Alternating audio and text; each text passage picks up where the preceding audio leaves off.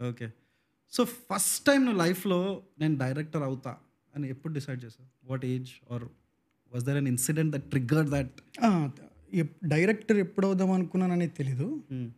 But సినిమాల్లోకి వచ్చేయాలి అనేది మాత్రం వెరీ ఎర్లీ ఏజెస్లో, స్కూల్లో ఉన్నప్పుడే ఓకే. అది జరిగింది. ఓకే. సో దీంతో పాటు చిరంజీవి గారు హ్మ్. చిన్నప్పటి నుంచి నేను ఫస్ట్ విన్న పాట అయింది, ఫస్ట్ చూసిన సినిమా అయింది. A film? ఫస్ట్ థియేటర్లో నాకు గుర్తుండి చూసింది చూడాలనుంది. ఓ టీవీలో గుర్తున్నది ముఠామేస్త్రి. హ్మ్. సాంగ్స్ అయితే బావగారు బాగున్నారా, ఆంటీ కూతురు, మొత్తం నాకు తెలిసి ఆయన వల్ల ఎక్కువ అయి ఉండొచ్చు. మా అమ్మమ్మ గారి ఊర్లో హ్మ్. చిరంజీవి గారి సినిమా రిలీజ్ అయితే బయట ఒక పెద్ద పోస్టర్ పెట్టి, అంటే మాకు మా ఊర్లన్నీ చిన్న చిన్న ఊర్లు, ఇవన్నీ దాటి వెళ్తే ఏలేశ్వరం అనే ఊరు ఉంటుంది, ఓకే. అక్కడ థియేటర్స్ ఉంటాయి. ఓకే.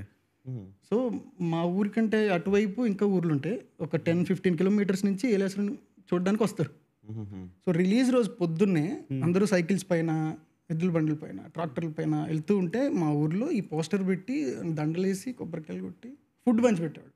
ఓకే. ఇంత ఉన్నప్పుడు నేను చూస్తే ఎవరు ఇదంతా ఏంటి అనే ఒక హ్మ్. అది ఉంటుంది కదా మనకి, క్యూరియాసిటీ. ఏంటి యూఫోరియా అని. నన్ను ఇంద్రా సినిమాకి తీసుకెళ్ళారు మా మామయ్యలో.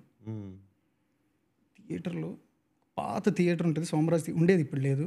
ఆ థియేటర్లో ఇంద్ర కూర్చొని చూస్తుంటే నాకు ఏంటో అర్థం కాల. అంటే చిన్న వయసులో ఒక గాడ్ లెవెల్ ఎలివేషన్ అది. సో అక్కడి నుంచి ఇంకా సినిమాల వైపు మొదలైంది. అంటే డైరెక్టర్ అవ్వాలా ఏమవ్వాలనేది తర్వాత. ఓకే. నాకే కాదు, నాకు తెలిసి ఇప్పుడు డైరెక్టర్ అవ్వాలనుకున్న డైరెక్టర్ని చూసి ఇన్స్పైర్ అవుతారు, ఎడిటర్ అవ్వాలనుకున్న ఎడిటర్ని చూసి, మ్యూజిక్ డైరెక్టర్ అవ్వాలనుకున్న మ్యూజిక్ డైరెక్టర్స్ని చూసి. బట్ ఫస్ట్ అసలు సినిమాల వైపు వెళ్ళిపోవాలి అని అనుకోవడానికి చాలామందికి, కొన్ని జనరేషన్స్కి చిరంజీవి గారు కారణం అని నా ఫీల్. ఒక్కసారి సినిమా వైపు వచ్చేసిన తర్వాత ఏమవ్వాలని ఆలోచించుకుంటే అప్పుడు తర్వాత క్రాఫ్ట్ని చూస్ చేసుకోవడం, ఆ క్రాఫ్ట్కి సంబంధించిన మనుషులను అడ్మైర్ చేసి వాళ్ళని ఇన్స్పిరేషన్గా తీసుకోవడం. సో ఆయన కూడా పెద్ద రోల్ ప్లే చేశారు, అమ్మ చిరంజీవి.